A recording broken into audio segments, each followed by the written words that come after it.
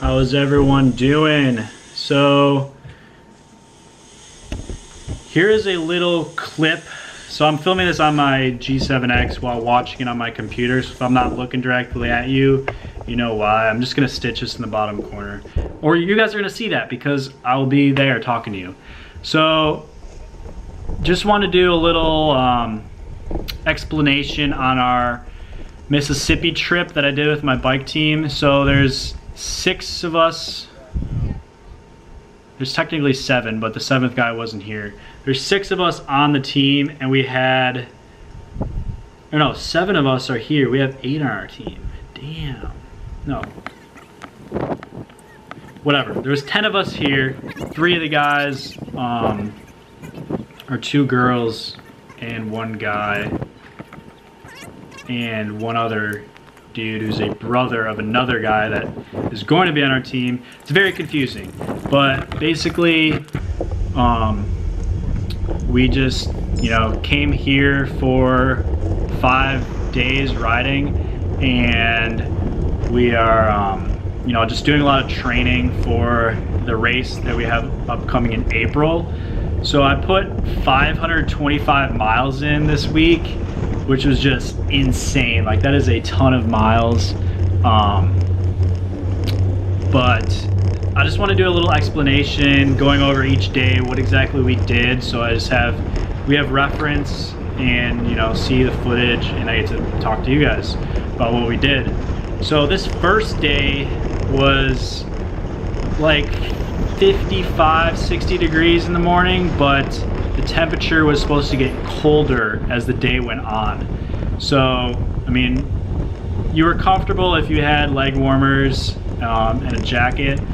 I personally just don't like having stuff on my legs. I feel kind of restricted, so I just went with shorts. That's my teammate on the top right.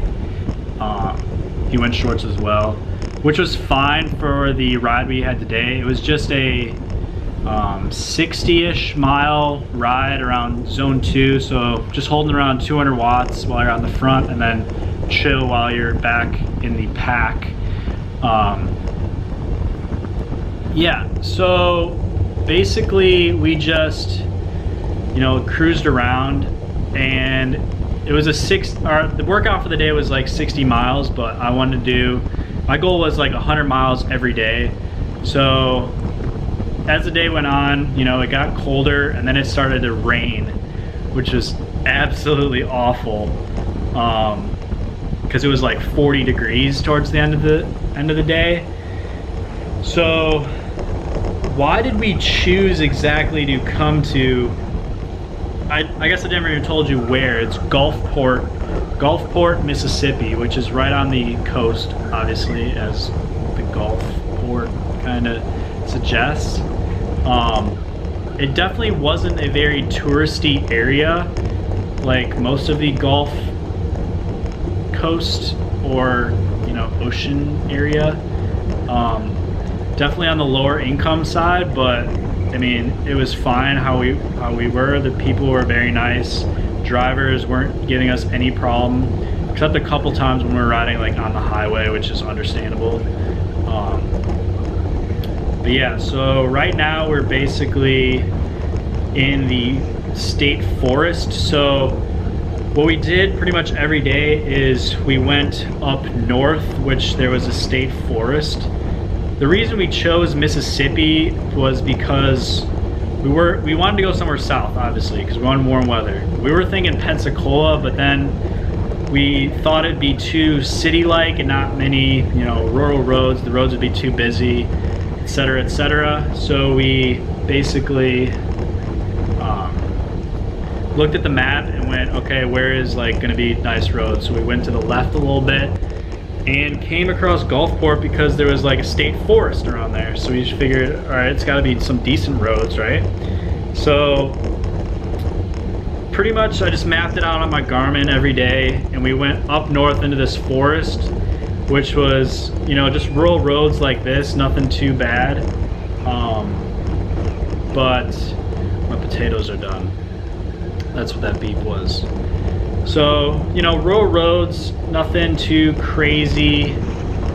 not many hills, especially not what I'm used to. I mean, there was some rolling hills, but we'd only get about 2,000 to 3,000 feet of elevation for every 100 miles, pretty much, because that's what I was getting. So it was nothing bad at all. But yeah, so the workout for today, as I said, was just chill, 200 watts or so, and we were really excited because we saw this goat farm on the left here, and my team name is Great Goat, so we just, you know, we get hyped when we see goats. We call them our fans. But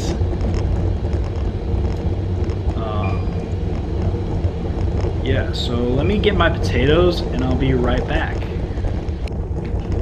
Sorry about that. So got my potatoes, so we're probably gonna finish this off with a little mukbang. So here's just a little clip of everyone who was with, pretty much. I think, yeah, one guy got dropped. He was really struggling the first day. Definitely undercarbed, so I think another guy went back to help him. So right now I'm just taking a leak, or I'm about to, and my teammate was also doing that further back, so I was kind of just like waiting for him, and I'm like, all right, might as well pee. So there he goes, blows past me. So now we just got to chase to get back on, which is not going to be that hard when they're going 200 watts. So we just hold like 300 or so, 350 maybe, for a couple mins. And my sister just texted me. So yeah, we're going to catch them just fine. We're not worried at all. They're not trying to drop us, so it's not a big deal. This trip was actually a lot of fun. Starting out the first day, well, my initial impressions were the roads were kind of busy because where we were at was a lot of like highway type areas.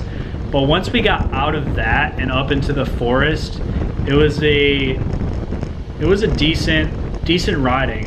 And we were trying to find group rides too, and a lot of people in cars would stop us and say, hey, you guys should come to the shop and check out the group ride, or can we ride with you? And we actually took a guy's number. This was later on, like towards the last day, second to last day, and he was gonna come out, but the last day was like a race, which I'll get to in the next video, and he never showed up. So I don't know if we just intimidated him or what, but it was, I was honestly surprised there wasn't more cyclists, because it was still like decently warm weather. I mean, I guess that's comparable to what I'm used to in Chicago area when it's like 20 and we still have people riding outside, and here it's like 45, 50 and people are like, it's so cold. So I don't know, it's not too bad. So yeah, here is kind of around where we stayed. It was right after these tracks. So this is kind of what I mean by the highway. It's like 2 lanes, but there's a bike lane, so it wasn't honestly that bad. We stayed towards the right here, and I'm just going back. We stayed right there on the right. So I'm just going back to the beach area just to check it out. First day, I was excited to see the ocean. But now it's like starting to drizzle a little bit, so it was like getting cold. It was getting cold, and I still had shorts on, so it was, you know, getting to that point. And we only have like 60 miles, maybe even 55 miles in the legs right now.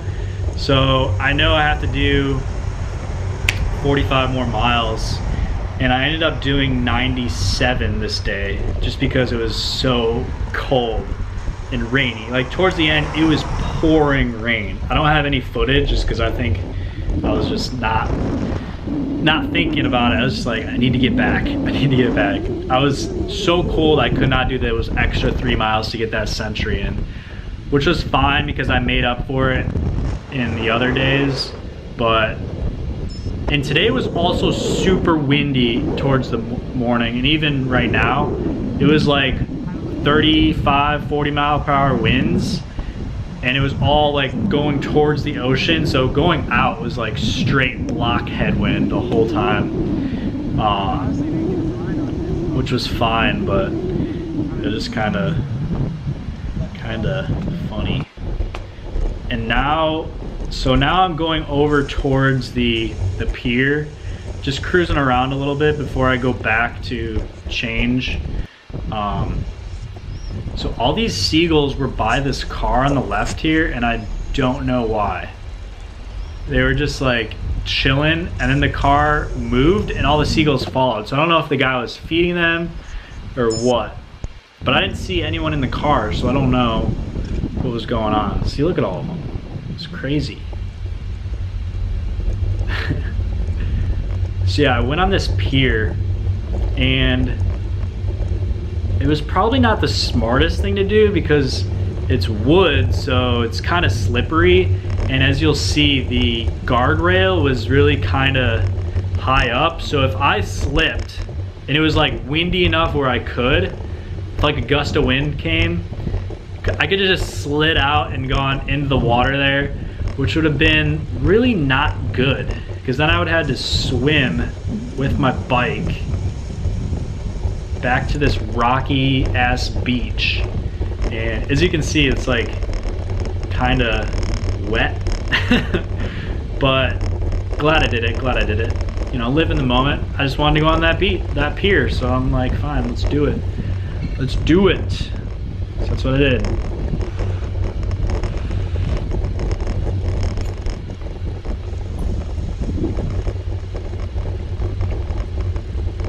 So basically along this whole coastline was a highway, like 2 lanes each way, and it was kind of strange because I'm used to having, I've never been to an area like this where there's not like hotels on the water, or like houses at least.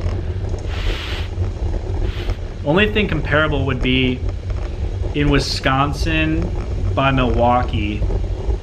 There is a highway. It's not really a highway, it's like a 30 mile per hour road right on the water, but I don't know, this was just kind of strange. And there was like gas stations right on the ocean.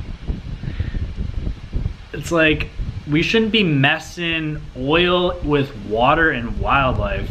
I mean, we already effed it up the Gulf a lot with the oil spill from BP, and not to mention all of the runoff from Mississippi from all the animal agriculture farms with all the manure and pesticides.